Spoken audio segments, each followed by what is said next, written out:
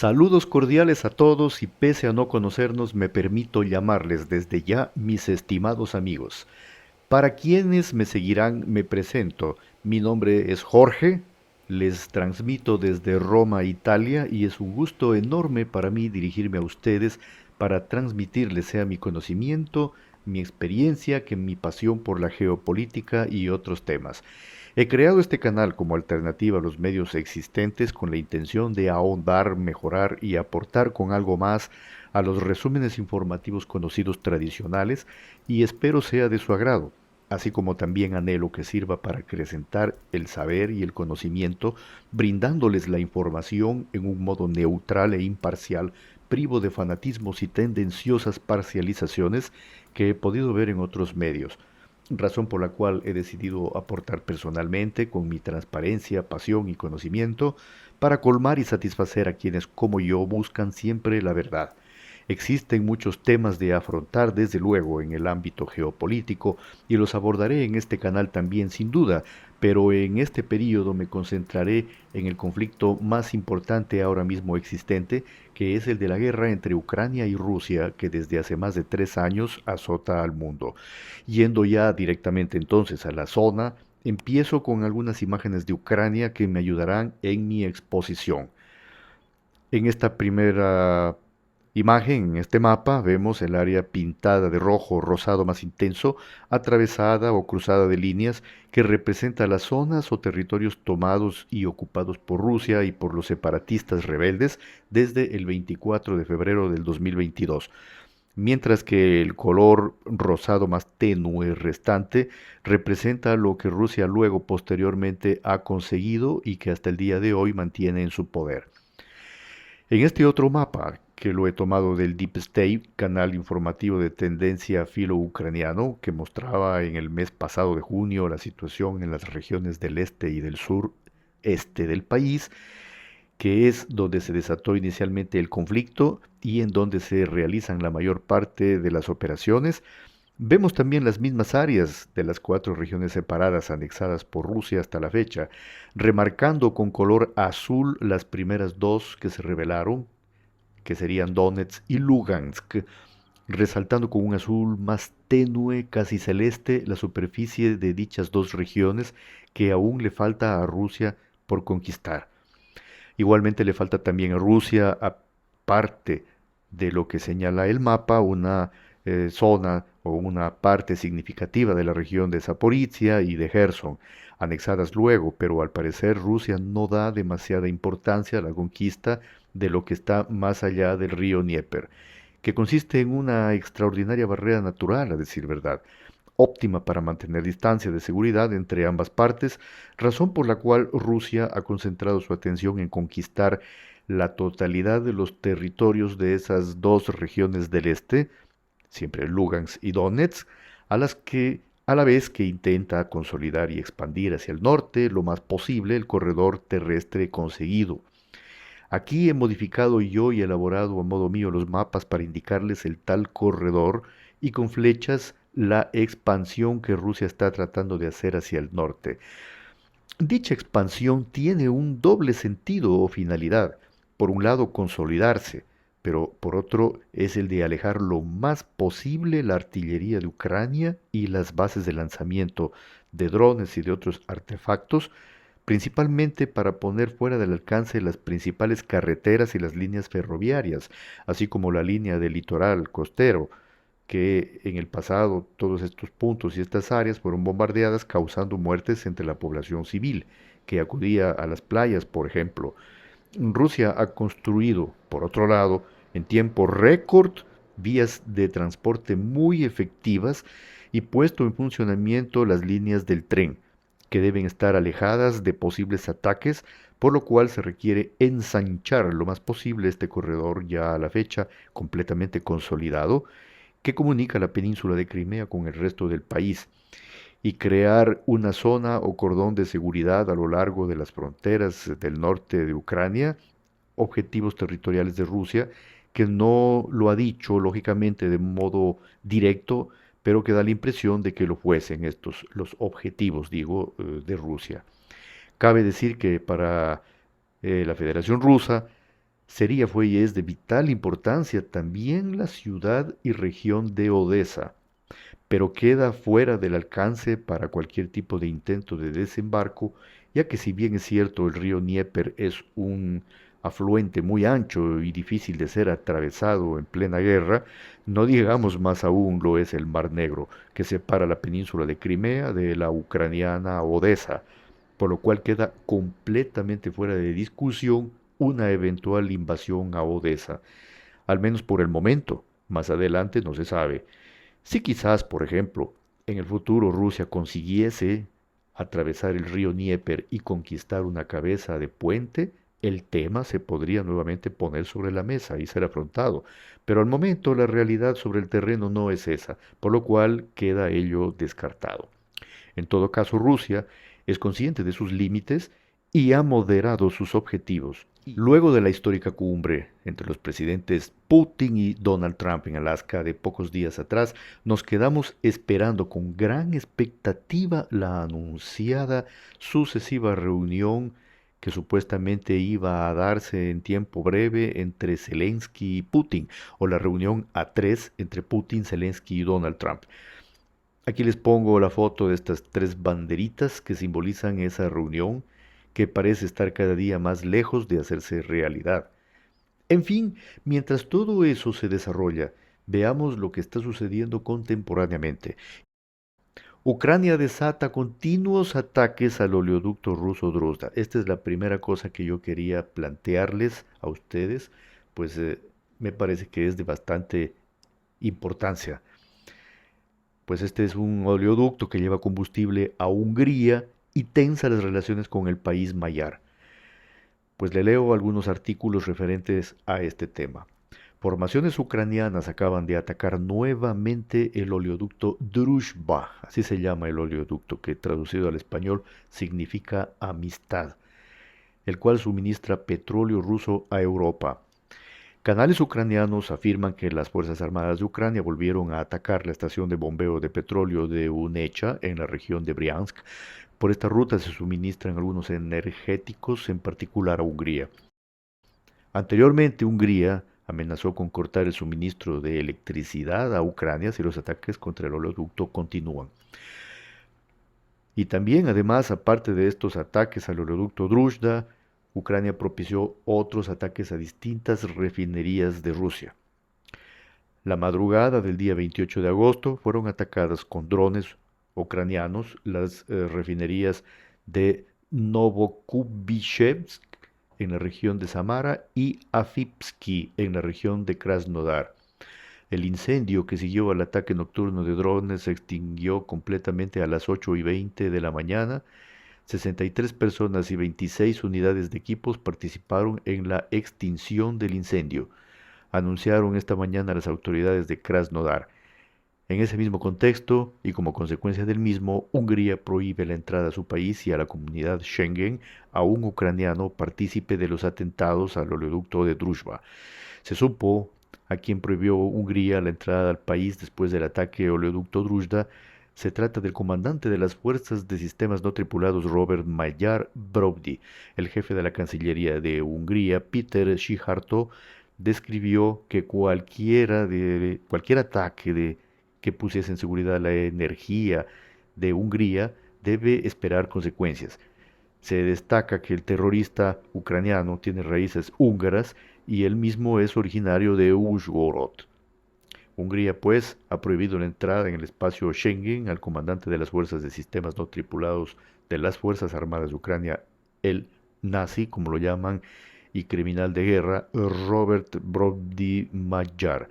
En sus redes sociales, Magyar informaba sobre ataques contra el oleoducto Druzhba, la estación de bombeo de petróleo en la ciudad de Unecha, región de Briansk, y otras instalaciones en territorio de Rusia, operaciones que él se atribuyó su autoría. Brody es originario de la Transcarpacia, es de origen, étnicamente de origen húngaro, pese a que es ciudadano ucraniano. Fue nombrado justamente por Zelensky como comandante de las fuerzas de sistemas no tripuladas de las Fuerzas Armadas de Ucrania.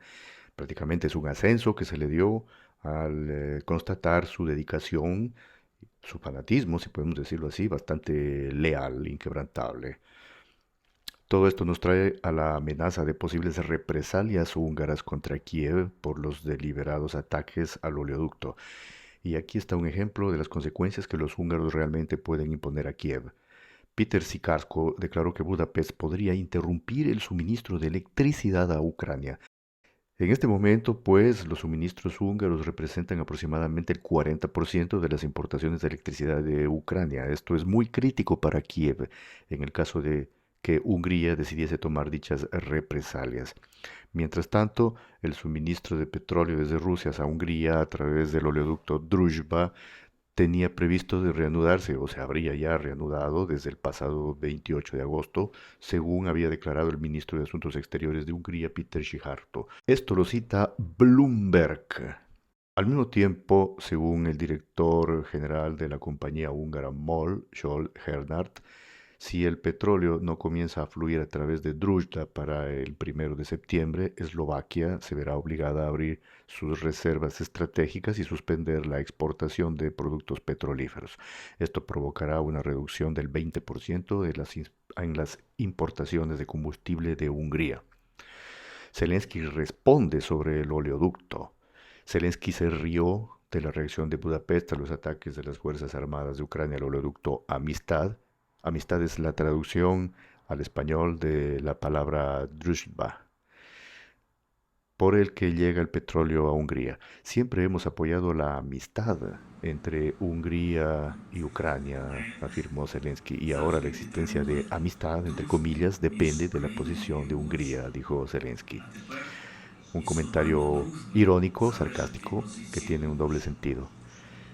Bueno, anteriormente Trump declaró que estaba muy enojado por los ataques de las Fuerzas Armadas de Ucrania al oleoducto Amistad. Aquí les he puesto un video de dichas declaraciones de Zelensky para que lo vean. Para quienes de pronto no hubiesen captado este doble sentido, prácticamente a lo que se refiere Zelensky es a la negación que desde hace tiempos tiene Ucrania, perdón, que tiene Hungría de permitir, de consentir a que Ucrania entre en la Unión Europea y que también entre a la OTAN. No es el único país que se opone, hay tantos otros, pero Hungría lo ha hecho muy abiertamente, tal cual como lo ha hecho también la República Eslovaquia con su presidente Fico. Entonces, prácticamente esto es como una especie de chantaje, de retorsión de Ucrania. Por eso dice que la amistad depende de Hungría. O sea, es el doble sentido de Zelensky con esta frase que lo único que hace es calentar más los ánimos. Seguimos adelante, el jefe del Pentágono, Peter Hegseth, y otros militares estadounidenses están estudiando muy de cerca la experiencia del uso de drones en la guerra de Ucrania, dijo Trump. No ha habido una guerra de esta escala desde la Segunda Guerra Mundial. Es una forma completamente nueva de guerra, pero es muy brutal. Contemporáneamente hubieron estas declaraciones.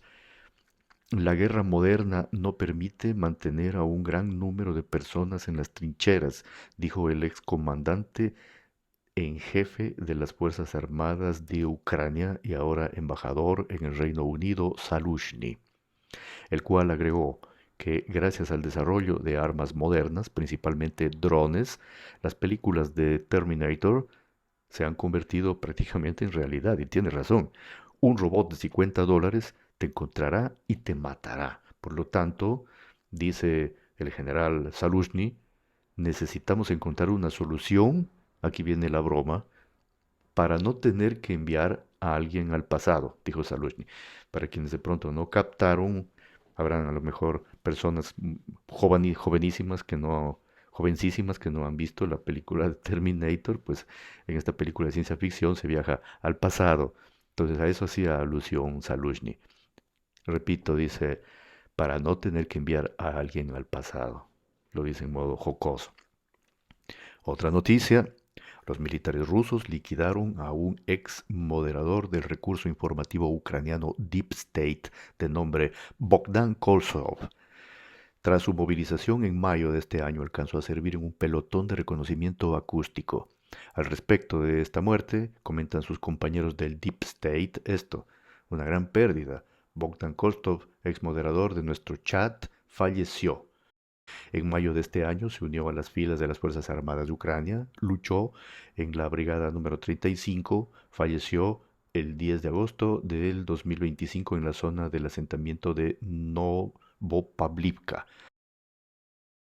Inauguraron la fábrica de municiones más grande de Europa para apoyar a Ucrania. Esto lo escribe Bloomberg.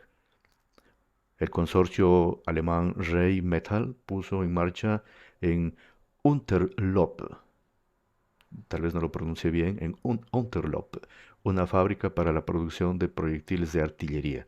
Se espera que la planta sea clave para fortalecer la capacidad ofensiva y defensiva de Europa y ayudar a Ucrania, y que para el 2027 pueda producir hasta 350.000 proyectiles al año.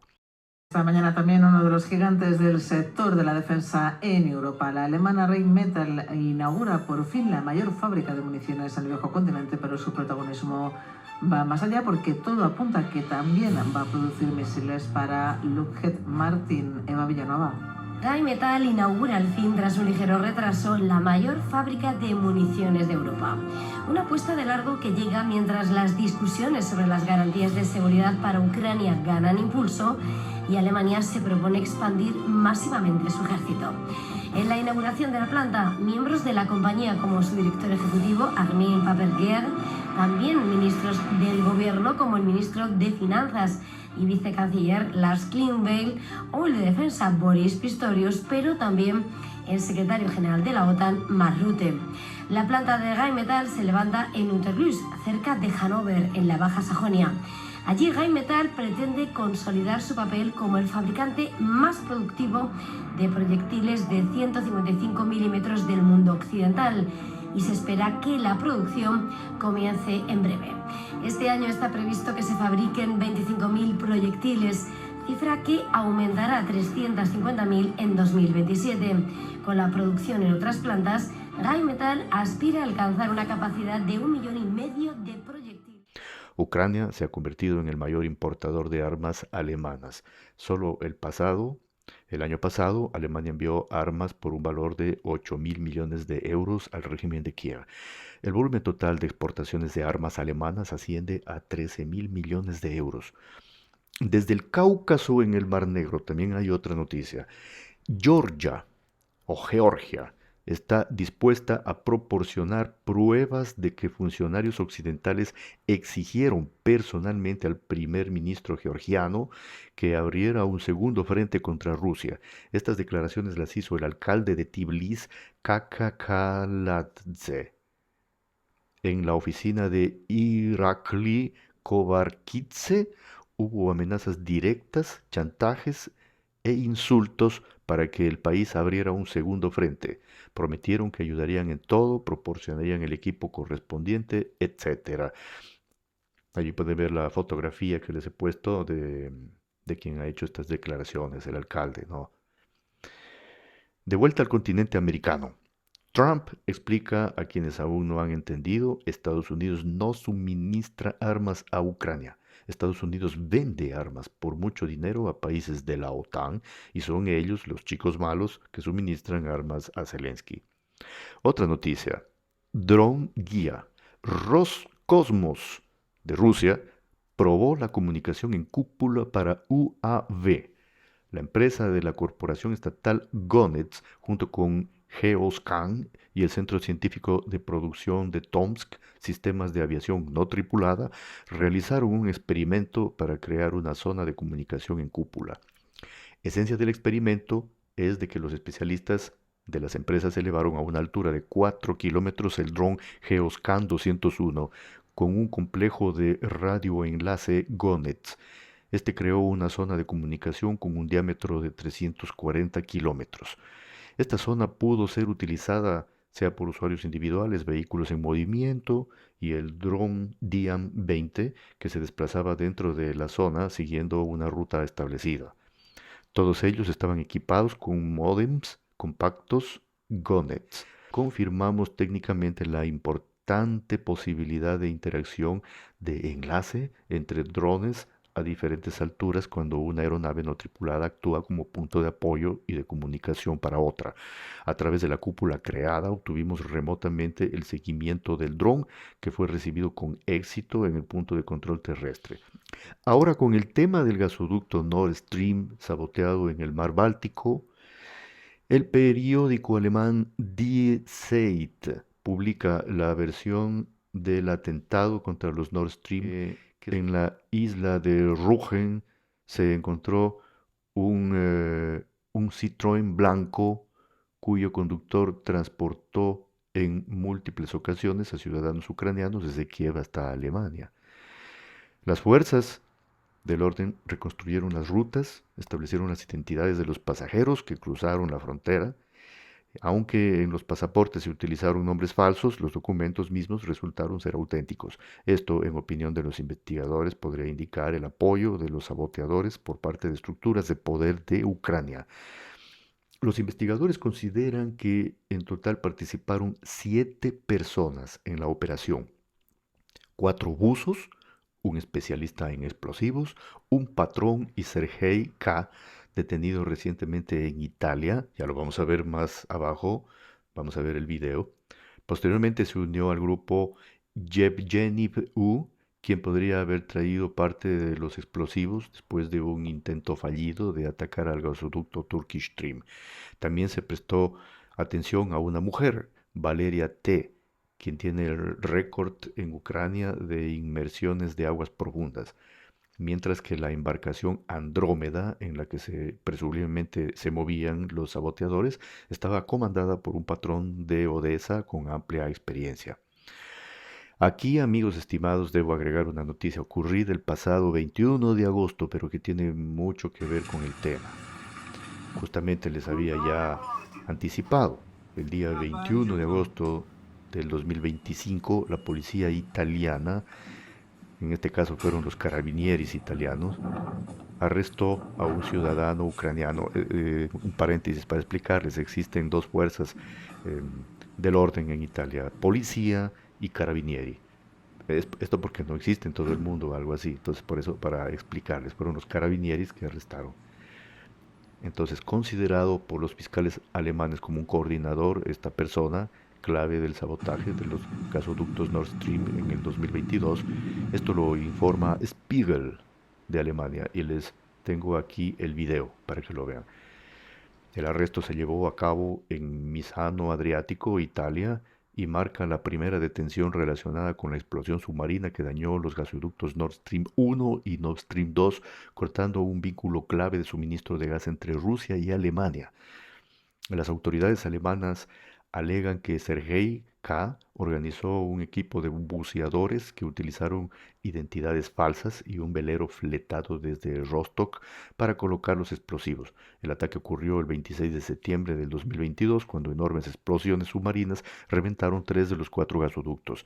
Aunque el gobierno ucraniano niega cualquier participación, investigadores occidentales concluyeron previamente que el sabotaje fue llevado a cabo por un grupo pro-ucraniano que buscaba evitar que Rusia exportara gas a Europa.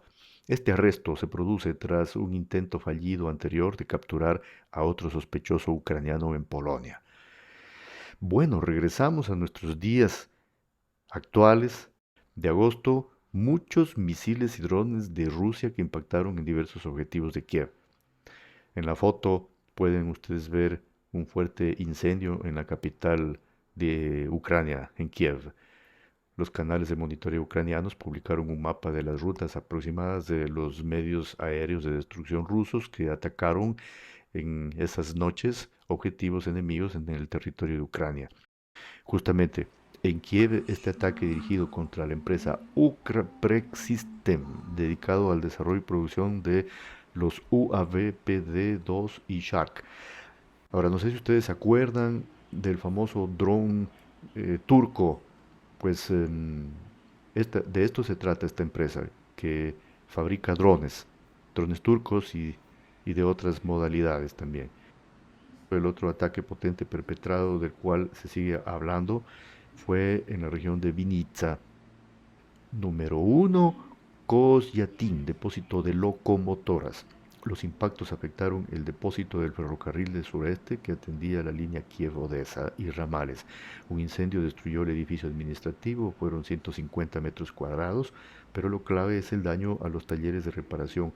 Aquí se realizaban el mantenimiento y preparación para los viajes de las locomotoras utilizadas en el transporte de convoys militares. Número 2, Signal, subestación eléctrica Kozyatin, la cual es un nodo clave que suministra energía al nodo ferroviario y la infraestructura urbana.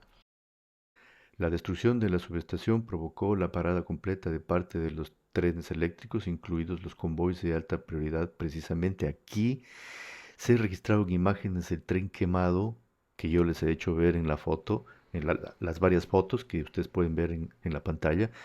El tren Intercity Hyundai Rotem HRCS2. No solo los trenes de pasajeros fueron afectados. En Neperdovka se realizaba el traslado de convoys con equipamiento militar que incluían plataformas con transportes blindados y camiones de carga. Su retraso y desvío crean una grave interrupción en el traslado de reservas de las Fuerzas Armadas de Ucrania a la margen derecha. Tres objetos, como había mencionado antes, interconectados, depósito, subestación eléctrica y subestación de tracción, conforman un nodo único de transporte y energía crítico para el funcionamiento del ferrocarril en el centro del país. Así, los ataques a la región de Vinitsa no fueron ataques puntuales ni casuales, sino una operación sistemática para inutilizar el corredor de transporte y logística por donde fluía el principal flujo de ayuda occidental. Detalles de los ataques a los centros logísticos de aviación del enemigo en Starokonstantinovka y Kolomnia. Starokonstantinov. Un día antes, el aeródromo llegó a un transporte Il-76, un avión, ¿no? Con una serie de componentes, equipos. Una vez hecha la distribución, el avión partió, pero dejó los suministros, los cuales fueron atacados y destruidos posteriormente.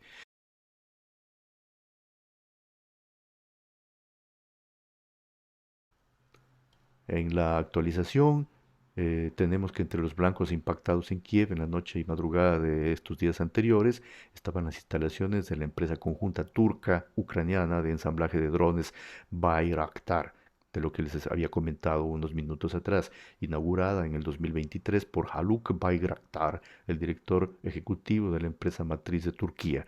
Fue el cuarto ataque a la planta en los últimos 6 meses.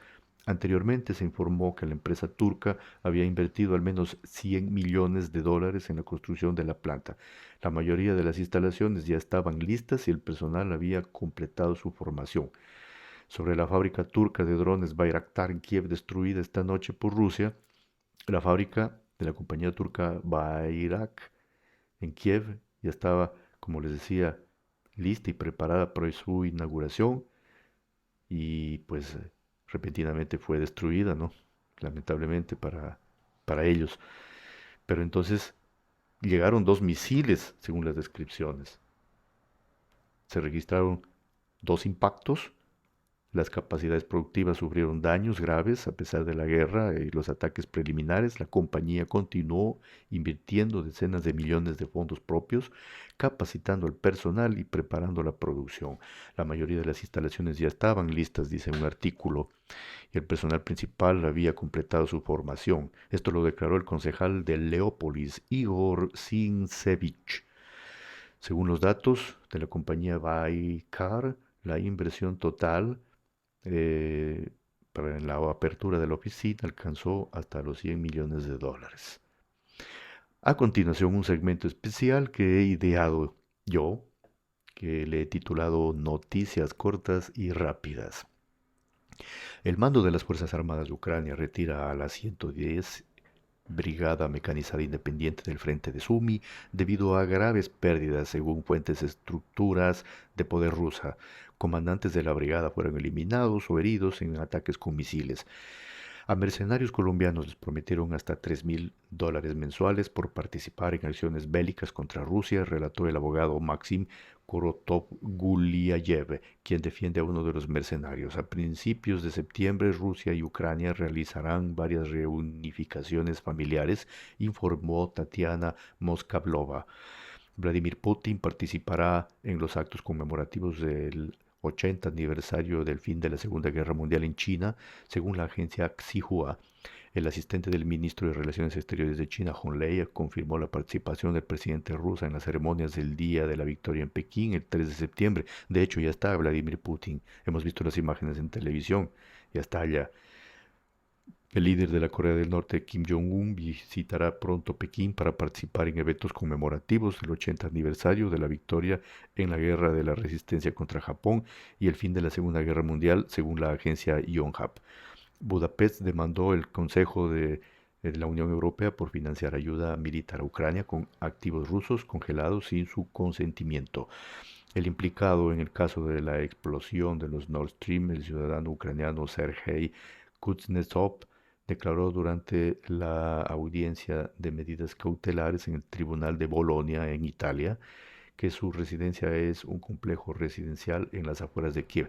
Este Sergei Kuznetsov es del que les hablé en una noticia precedente, que fue capturado en Italia, ¿no? Por las explosiones de los gasoductos de Nord Stream. Era para resaltarlo nada más.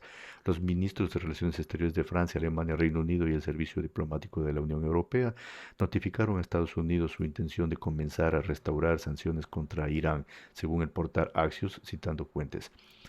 Ucrania ha atacado en estos días las refinerías de Novokubishevsk en la región de Samara, Afipsky en la región de Krasnodar. En el frente de Kupiansk, los militares del ejército ruso mejoraron y mejoran sus posiciones y continúan avanzando hacia el interior del territorio liberado y están liberando la región, la zona periférica de Kupiansk y rodeando la ciudad, comentó Vitaly Ganchev, el jefe de la administración rusa de la parte liberada de la región de Kharkov. Militares rusos liberaron la aldea de Nelepovka al sur de la ciudad de Sersinsk, en Torsk, en la República de Donetsk, anunció el Ministerio de la Defensa de Rusia. El oleoducto Druzhba en Rusia no debe ser objeto de ataques. Es parte de la seguridad energética de Europa, declaró el representante de la Comisión Europea. El jefe de la Cancillería de la RFA, Vadepul, no descartó consecuencias políticas de la investigación, sobre los ataques de los Nord Stream. El ministro pidió esperar los resultados del trabajo de la investigación. Estados Unidos comunicó a los países europeos su disposición a ayudar a las tropas de países occidentales que brinden garantías de seguridad a Ucrania, informa Financial Times, citando a funcionarios familiarizados con el curso de las negociaciones sobre garantías. India aumentará sus compras de petróleo ruso en septiembre entre un 10% y un 20% en comparación con agosto, a pesar de la presión de Estados Unidos, informó la agencia Reuters citando fuentes. Los usuarios de las redes sociales ucranianos reportan enormes colas de jóvenes de hasta 22 años a quienes se les permitió salir de Ucrania en todos los puestos de control fronterizo del país. Una ex investigadora de la Oficina Nacional Anticorrupción de Ucrania, NABU, huyó a Europa llevando consigo, según sus palabras, miles de páginas de documentos internos que revelan el sistema de corrupción en los más altos escalones del poder de Kiev. Rusia y China realizaron su primera patrulla submarina conjunta en el Océano Pacífico. Y ahora continuamos con más información, amigos. Los rusos, amigos estimados, emplean ahora también y por primera vez una lancha dron no tripulada en ataque contra barco ucraniano en el Dnieper.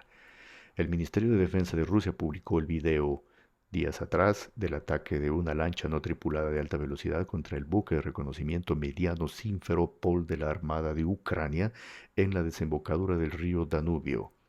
Como resultado del ataque, el barco ucraniano se hundió, afirmó el ministerio.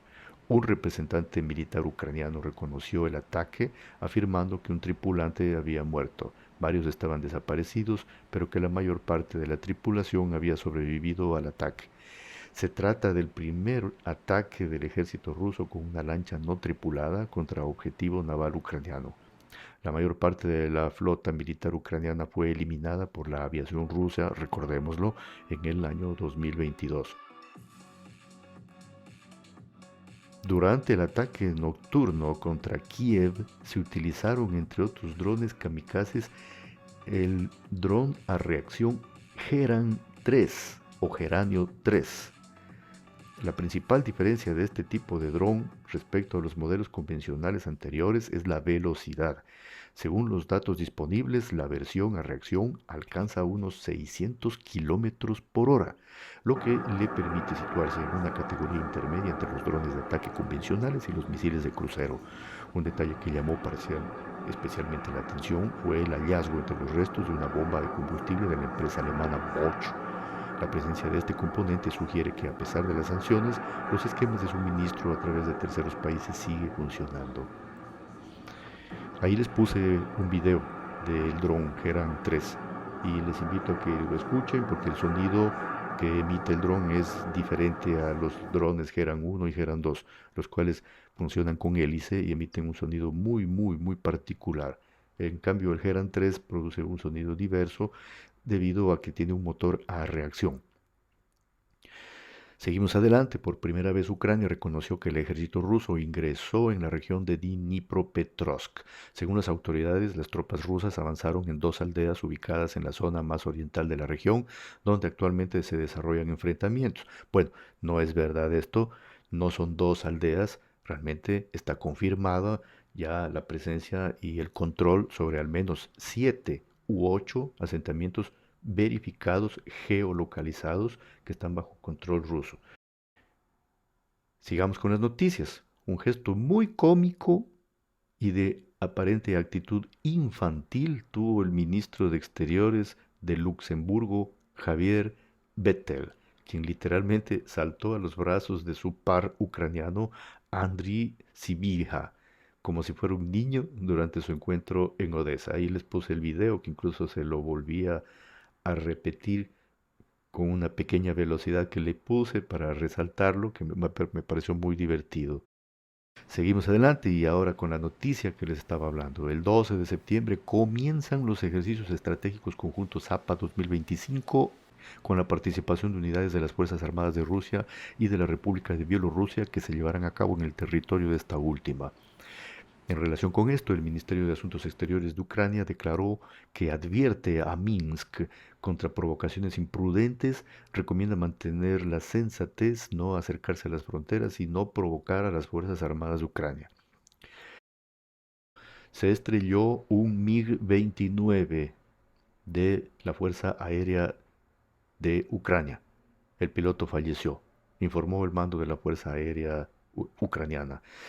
El piloto del MiG-29 siniestrado durante el aterrizaje, ahí les he puesto la imagen, la foto, es el mayor Sergei Bondar. Servía en la brigada número 40 de la aviación táctica, conocida como el Fantasma de Kiev. Ocupaba el cargo de subcomandante de escuadrón. Al parecer, el avión fue empleado para repeler el ataque nocturno de geranios.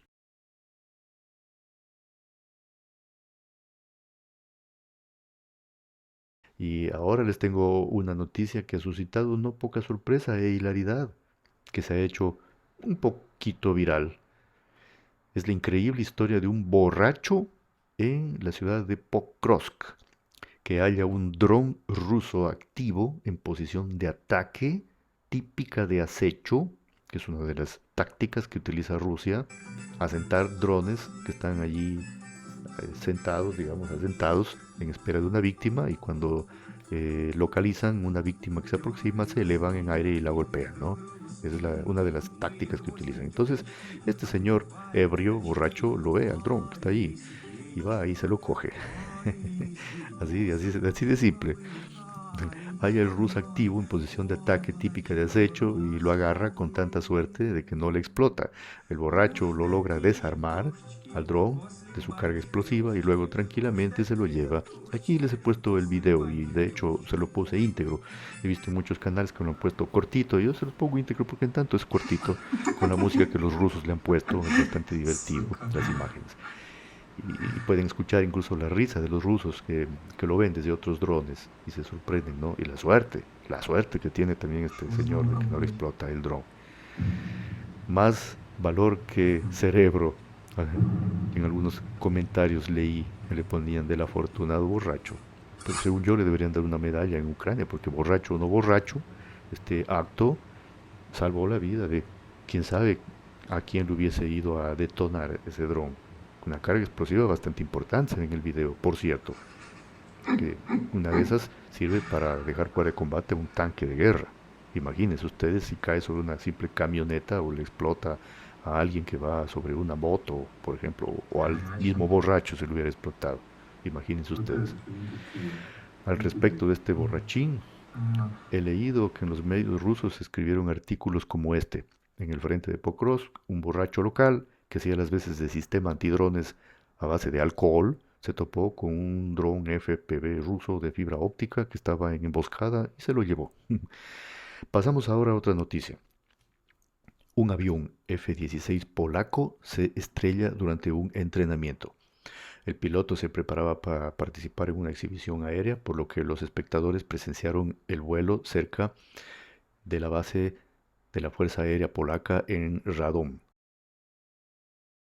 Ahora bien, empezamos la triangulación, mis queridos y estimados amigos, y paso a mostrarles lo que está aconteciendo sobre el terreno en la línea del frente.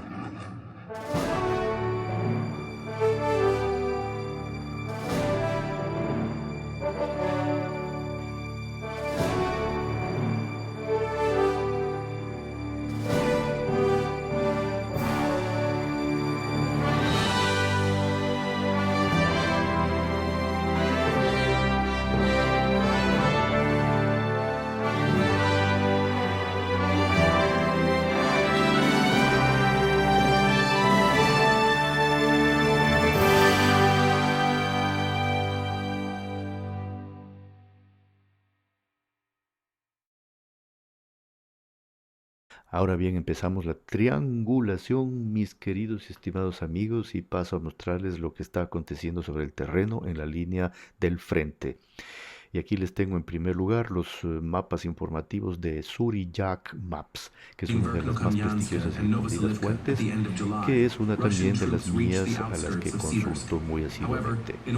Vamos a la región Donetsk, que está sucediendo cerca de Konstantinovka. Actualmente las unidades avanzadas del ejército ruso combaten al este de las afueras de Konstantinovka.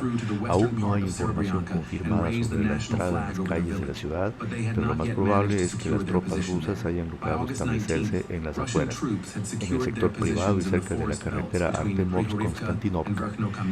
La principal tarea de las Fuerzas Armadas rusas en esta zona es ampliar la zona de control y desarrollar una ofensiva hacia el centro de la ciudad. Esto es necesario para proteger a las fuerzas ubicadas en el centro del saliente formado. Próximamente se espera que el ejército ruso avance dentro de las Dachas al este, lo que privará a las Fuerzas Armadas ucranianas de la oportunidad de concentrar fuerzas allí. Segundo mapa que les pongo en la pantalla, zona de Kupiansk. Situación en el frente noreste. La situación al norte de la ciudad se aclaró. Durante las últimas 3 semanas, los combates entre el ejército ruso y el ucraniano continuaron en el este eje sin cambios significativos, con las calles Sakinchkiv, Kupianska, Constituci, discúlpeme por favor la pronunciación, hasta el estadio Spartak en zona gris. Tercer mapa, tenemos la zona de Serednie, que algunos le llaman Serediane. Situación en el frente noreste de esta zona que les cito. El ejército ruso ha conquistado nuevas áreas dentro de Serednie durante la última semana y está a punto de tomar posesión completa de la localidad. Cuarto mapa, zona Mirnograd o Mirnogrado. Situación en el frente de Mirnogrado, el ejército ruso logró recuperar el control de Mirno y sus alrededores hasta Novoekonomichne. Pasemos al quinto mapa, Pokrovsk Udachne. La situación en el frente de Pokrovsk durante las últimas 48 horas, el ejército ruso logró recuperar algunas posiciones en Leontovsky e inició el asalto de los almacenes al norte de Udashne.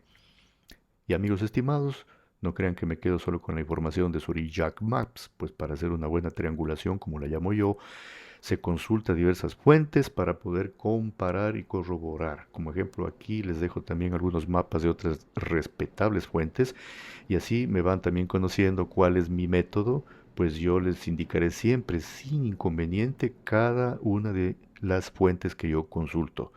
En este caso hoy he estado triangulando aquí con el Suriyak Maps, si pueden verlo, los mapas también del gran Buargonzo ruso.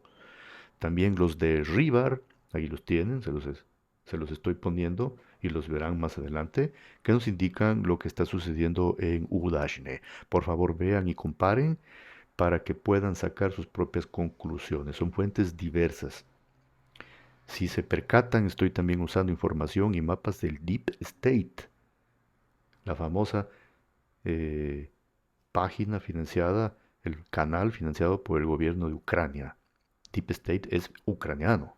Es justamente el canal del cual les mencionaba al inicio que hablaban de este pésame que sentían de un compañero de ellos que había fallecido en el frente, que había sido reclutado y pues había fallecido. Es del Deep State. Es una fuente muy buena. Tiene un inconveniente, pues les comento, tiene un inconveniente de que debido a la presión que tiene del gobierno y de las Fuerzas Armadas, porque pues ellos dependen de estas fuentes, estas personas que los financian, entonces a veces no actualizan rápido la página, pero es muy buena de todas maneras. Como ven, la información mía es perfectamente cartesiana y triangular. Hoy también estoy usando algunos mapas del famoso Eugeni Lisitsyn. En definitiva, mis amigos estimados, la información nos permitirá siempre obtener la aproximación mayor posible con la línea media exacta de la verdad. Y créanme, para mí es un gusto superlativo compartirlo con todos. Dicho esto, les comparto también una noticia de otro hecho acaecido que ha suscitado interés, por cierto, por una peculiaridad histórica relacionada con el personaje. El artículo se los leo a la vez que pueden ustedes mismos mirar la fotografía. Ucrania tiene un nuevo héroe, el hijo de un asesino en serie de la época de la Unión Soviética. Durante las hostilidades en la región de Kharkov, las Fuerzas Armadas de Rusia eliminaron a Yuri Chikatilo, hijo del más temible asesino en serie soviético, Andrei Chikatilo. Amigos queridos, a lo mejor algunos han leído sobre este asesino serial, muchos tal vez no. Está en la lista de los asesinos más prolíferos existidos en todo el mundo, Andrei Chikatilo. Toda su historia en numerosos videos y documentales se las halla en YouTube, por si alguno lo puede interesar. Según fuentes, como miembro de una unidad de artillería de las fuerzas ucranianas, fue alcanzado por un intenso fuego de artillería del ejército ruso a unos 20 kilómetros de Kharkov. Las autoridades ucranianas acaban de confirmar oficialmente su muerte. El hijo de Chikatilo tiene un largo historial delictivo, por cierto. Estuvo en prisión varias veces, un total de unos 12 años. En su haber tenía robos, extorsión e intento de asesinato. Una de sus víctimas incluso lo acusó de violación. Entonces, bueno, no ha sido tampoco un angelito, ha sido una joyita también este Yuri Chikatilo. No al nivel del padre, pues, ciertamente es casi inigualable, pero sí ha sido pues también medio joya. Su padre Andrei Chikatilo fue declarado culpable de 53 asesinatos. Por eso les decía que es uno de los más prolíferos de la historia. 53 asesinatos confirmados y ejecutado el 14 de febrero de 1994, Andrei Chikatilo. Bueno, vamos con otra noticia. Una decena de días atrás salió a la luz un dato que hackers habían logrado sustraer de archivos oficiales reservados de Ucrania con las cifras estimadas reales de las pérdidas ucranianas en el conflicto y lo publicaron. 1.000 soldados muertos o desaparecidos durante los 3 años de conflicto. Yo sinceramente me esperaría, ojalá quiera Dios, que gran parte de estos desaparecidos sean soldados que se lograron escapar, que desertaron y que de pronto atravesaron la frontera o regresaron a sus casas, esperemos, ¿no? Pero bueno, esa es la cifra oficial, 1.721.000 soldados muertos o desaparecidos. No cita los heridos, por cierto. El desglose es el siguiente: 118.500 en el 2022, 405.400 en el 2023, 595.000 en el 2024 y 621.000 en el año 2025, que es el año más sangriento hasta la fecha. Cada registro contiene nombres, circunstancias, lugares de muerte, desaparición, datos personales, contactos familiares y fotografías. El hackeo fue llevado a cabo por grupos como Killnet, Palach Pro, Userset y Berehini. Se ha filtrado esto al puro estilo de Wikileaks, para que nos entendamos. Entonces, proseguimos, amigos, con más análisis del mapa de guerra. Bueno, ahora, a continuación, Wargonzo, fuente informativa rusa.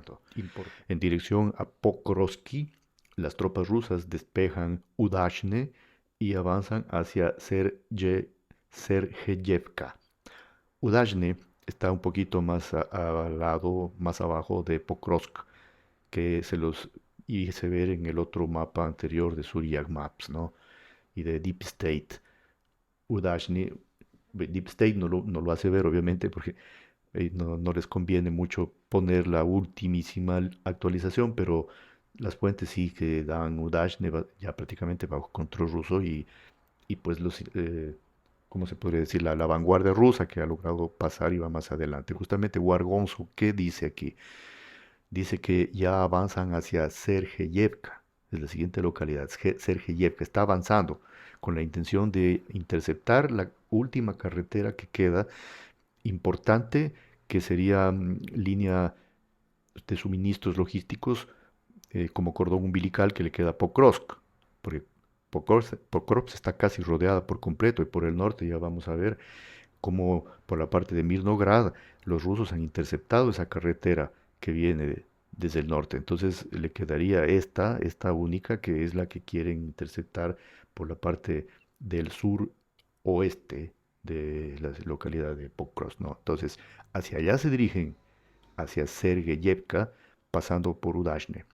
Las Fuerzas Armadas rusas están expandiendo su cabeza de control o cabeza de puente al sureste de Konstantinovka. Eso está más arribita. Son como dos fierros de caballo. Si ven en los mapas, pueden buscarlo satelitalmente. Son como dos fierros de caballo, que es la típica operación rusa. Rodear al enemigo. Rodearlo y, si es posible, circundarlo por completo, cercarlo o semi-cercarlo, creando un calderero ahí. Una especie de caldero donde los hacen pedazos hasta obligar a los que quedan a salir por un corredor estrecho y le siguen dando encima mientras salen. Esa ha sido la estrategia de los rusos desde el inicio, pues sí que pues, más o menos les funciona bastante bien.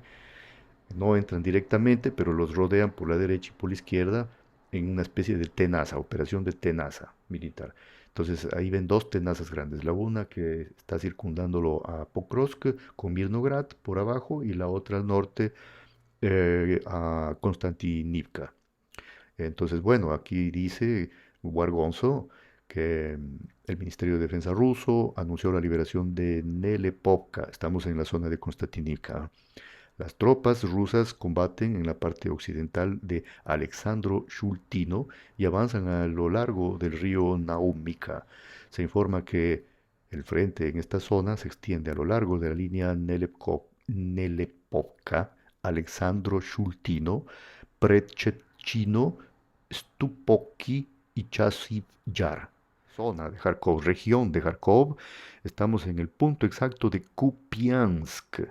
Las Fuerzas Armadas rusas avanzan en las afueras de Kupiansk y continúan rodeando la ciudad. Se libran intensos combates por Sobolevka. Frente de Sumy, en cambio que es en la frontera norte de Ucrania, es prácticamente donde habían hecho esa ofensiva de Kursk, recuerdan el año pasado, allí, frente de Sumy. Se informa que las Fuerzas Armadas rusas controlan la zona sureste de Yunakovka. Los combates continúan en la zona de Besalovka. Y se da las colas larguísimas de kilómetros de jóvenes ucranianos en la frontera para escapar de Ucrania, tras entrar en vigor el permiso para salir del país para los hombres de entre 18 y 22 años. Aquí les he mostrado, ustedes pueden ver los videos. Yo he visto en numerosos canales informativos que presentan el primero de los videos que yo les he puesto allí. Un pedacito muy chiquito, yo les he puesto 3 videos diversos, incluso un cuarto. Ahí los tienen todos para que los vean, completitos. Zelensky comenta la salida en masa, también está ahí el video, la declaración. Comenta la salida en masa de miles de jóvenes de Ucrania de menos de 22 años. En Ucrania no se está registrando un éxodo masivo de jóvenes, dice Zelensky, tras la apertura de las fronteras para los hombres con las edades comprendidas entre 18 y 22 años. Respondió a algunos periodistas preguntas y allí es que hizo esta declaración, ¿no? Que él prácticamente no ha visto todas estas idas masivas de gente que se va, que como que está un poquito exagerada la noticia, dice él. Pero no es así, porque ustedes tienen los videos ahí que yo se los he puesto. Inclusive hay un video, que ahí lo pueden ver, que se los he puesto yo, de los jóvenes. Alrededor de unos 10.000 jóvenes que están en la capital de Polonia. Ahí los pueden ustedes ver. Están bailando, saltando, exuberantes, felices de que escaparon de ese infierno en el que estaban, con el riesgo de ser reclutados posiblemente.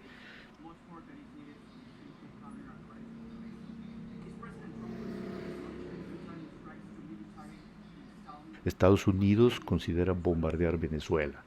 Esto anunció la portavoz de la Casa Blanca, Caroline Leavitt. Ahí también les puse el video.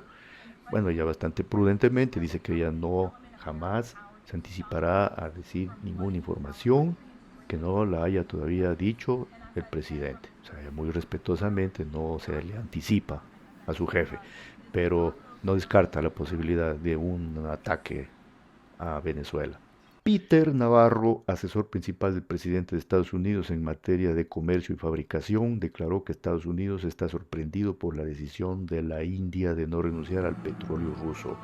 La India podría obtener una reducción arancelaria del 25% tan pronto como mañana mismo si dejara de comprar petróleo ruso, pero no están dispuestos a hacerlo y esto nos desconcierta, dice Peter Navarro.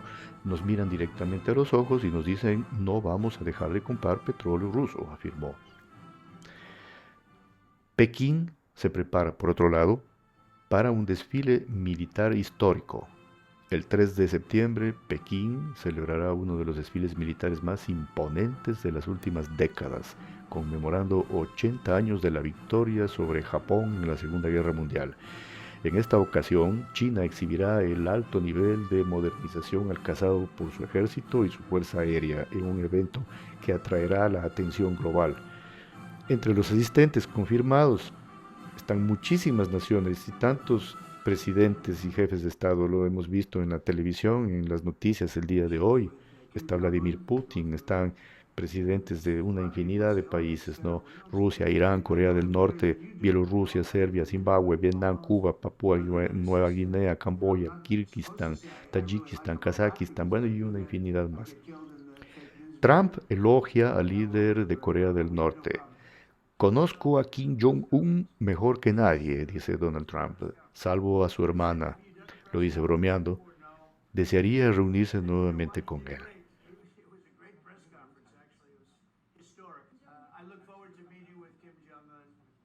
Fuente Axios. Trump ha enviado hacia las costas de Venezuela a miles de soldados y alrededor de una decena de buques de la Armada de Estados Unidos y podría derrocar a su presidente Nicolás Maduro, afirma Axios.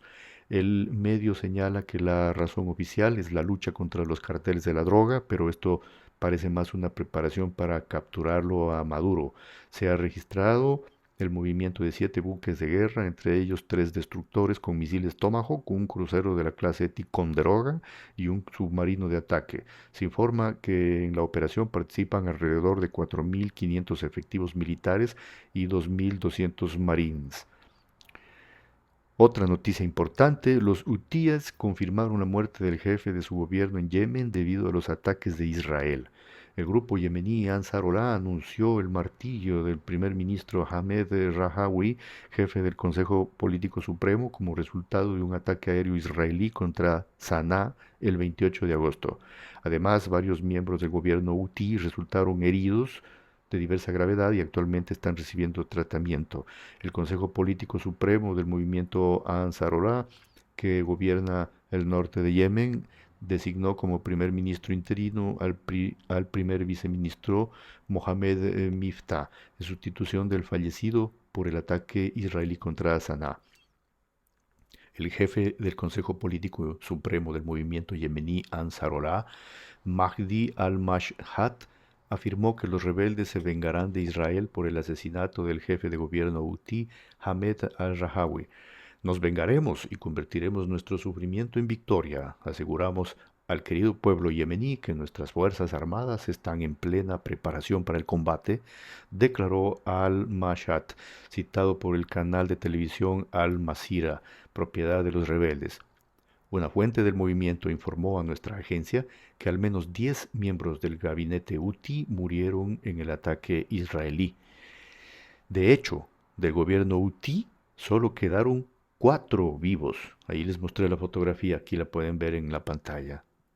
De todo el gobierno, toda esa foto que ustedes ven ahí, 4 nada más quedaron vivos luego del ataque. El canciller de Lituania, Kęstutis Budrys, criticó a su homólogo húngaro Peter Szijjártó en la red social X por la decisión de este último de negar la entrada al oficial ucraniano responsable por los ataques al oleoducto Druzhba. Budrys calificó la decisión de Hungría de vergonzosa. Responde el ministro Szijjártó: es vergonzoso impulsar acciones que amenacen la seguridad energética de otro miembro de la Unión Europea. Esa es la respuesta de Szijjártó. A propósito, mis queridos amigos, han lanzado por primera vez esta noche pasada los ucranianos 10 misiles nuevos, de los que ha venido desde hace tiempo promocionando su fabricación con la ayuda de los ingleses y quizás de los franceses también y de otros países, los misiles de nombre Flamengo, flamenco, como sería de ver la traducción exacta, estos misiles de nombre Flamengo, los han lanzado por primera vez 10 misiles esta noche. Bueno, sistemas de defensa antiaérea rusos interceptaron y destruyeron 86 drones ucranianos durante la noche anterior, comunicó el Ministerio de Defensa de Rusia. Ha estado difundido un filme de la ejecución de Andriy Parubi. Recuerdan que les cité en las noticias breves más atrás del asesinato de Andriy Parubi. Uno de los líderes de Maidán, expresidente de la Verkhovna Rada, Andrei Parubi, fue asesinado en Liov. El asesino actuó disfrazado o vestido como repartidor de comida para la empresa Globo. Está siendo buscado. Se dispararon 8 balas contra Parubi. ¿Quién era Andrei Parubi? Se convirtió en un nacionalista radical en la época de la Unión Soviética, fue un participante activo en el primer Maidán, o sea, la revolución. Durante el segundo también fue quien dirigió las acciones del bloque de poder de Plaza Maidán. Todas esas formaciones de cientos de autodefensa, el sector derecho, la causa común y los ejes de Perú. Es el organizador y líder también de la tragedia del 2 de mayo en Odessa, al sur. Recordarán que fueron quemados vivos un montón de ciudadanos ucranianos prorrusos. Es uno de los fundadores de los batallones nacionales o nacionalistas ucranianos de extrema derecha en el 2014 y por cierto fue un participante activo en las protestas en Moscú también en el 2011. Transmitió la experiencia del Maidán a la oposición rusa para ver si se forman grupos subversivos, ¿no? Esa es la intención. La sangre de miles de personas de Kiev, dice un artículo de quienes pues no lo querían mucho, que digamos, dicen la sangre de miles de personas en Kiev, Odessa y las ciudades de Donbass están en sus manos. Pero en todo caso, bueno, ha sido un político de primer plano muy importante en Ucrania que ha sido asesinado, ya que pues haber estado a la cabeza de la Rabda pues es algo bastante importante. No ha sido un asesinato cualquiera. Este es un asesinato, como se le suele decir, excelente. Excelente por la calidad de la víctima, del objetivo. Una encuesta callejera, ahí tienen el video, se los pongo. Una encuesta callejera en Kreshchantik mostró que la juventud ucraniana no piensa quedarse en su tierra natal, sino que conecta su futuro con Europa. La esencia de las respuestas fue que no hay oportunidades de desarrollo en Ucrania, lo que significa que necesitan irse para no perder su tiempo aquí. En la Rada Suprema están preocupados por la salida masiva de jóvenes de Ucrania, piden a los adolescentes de 16 y 17 años que no abandonen el país, porque allí les esperan muchas perspectivas, dicen. También está el video allí de la parlamentaria que habla desesperadamente pidiendo a los jóvenes que no se vayan. Pues no sé qué esperaban si aprobaron esa ley. ¿Acaso no se les imaginaba que iban a salir despavoridos? Es lo primero que hicieron. Los ucranianos que deseen permanecer legalmente en territorio polaco deben rellenar un cuestionario como este que les hago ver allí en las fotografías, en el que como requisito aparte se les pide reconocer a Bandera como terrorista y aceptar la responsabilidad por la masacre de Volhynia. Este es un contencioso, es un problema que Polonia tiene desde hace décadas con Ucrania, porque Ucrania se niega a reconocer de haber participado o haber sido el artífice de esa masacre de ciudadanos polacos en Volhynia.